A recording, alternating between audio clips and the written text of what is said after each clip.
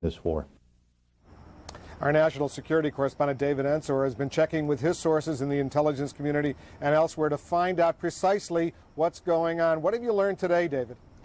Well, Wolf, first of all, U.S. officials are saying to me, excuse me, that there's evidence there may still be terrorists inside the United States who are hoping to attack targets.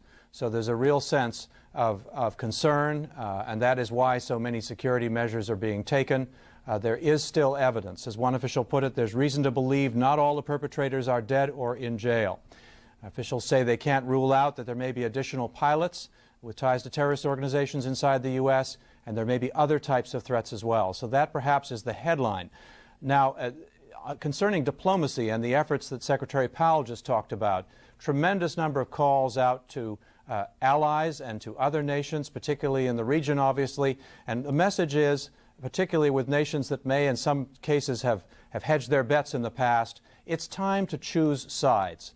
And in one specific area, the United States officials say is asking for cooperation that can be checked. It's asking nations like Pakistan and moderate Arab states to stop the flow of any money to charities and other organizations that are thought to be fronts for the bin Laden organization. And it is saying that in the past, a lot of these nations have turned a blind eye to wealthy Muslim people, individuals, sending some money, and it's been kind of considered a hedge. The U.S. wants these countries to enforce this now, and it says it will be looking to see whether they do or not. And it has sources and methods with which to do that, Wolf. And David, this organization that Osama bin Laden heads, this Al-Qaeda organization, how big of a group is this? How many people does the U.S. intelligence community believe is involved?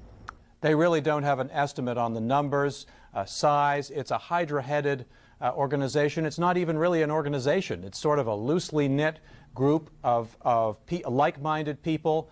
There are affiliations with things like Islamic Jihad in Egypt, where bin Laden's doctor is in fact the head of it. There are a lot of different kinds of groups, and the kinds of individuals that were apparently involved in these terrorist attacks in the United States, they operated very much separately. They didn't need to communicate. They didn't need to be in touch with anyone else. Their mission was started a long time ago. So it operates in a very compartmentalized way, making it difficult for U.S. intelligence to track it. Nonetheless, they are tracking some of the communications, and they do still have, and are continuing to find more evidence, they tell me, that the people who were involved in these attacks can be linked to the bin Laden organization. Now, there may be other organizations involved, other ties as well, but that is one thing they are still saying, started saying Tuesday, and they're still saying, Wolf. And finally, David, we've all heard that Osama bin Laden is a wealthy Saudi fugitive. How much money does he have and his organization have? Is there any estimate how much money they have at various banks and how this money can be tracked, if at all? Well, as you see on the screen, and as I was saying earlier, wealthy Muslims in a number of countries are known to send charitable, what they think is charitable contributions, or maybe they don't think that, but contributions to charities and front organizations that then make their way into Pakistan, which is Peshawar particularly, which is kind of the organizational headquarters for bin Laden's group and affiliated groups. A lot of money goes in there. He, however, has his own personal fortune. He comes from a construction millionaire's family in Saudi Arabia. He was estimated at one point to have had a fortune himself of $300 million. There may not be much of that left. He doesn't, it's not that the terrorists, for example, these that have just done this, needed money.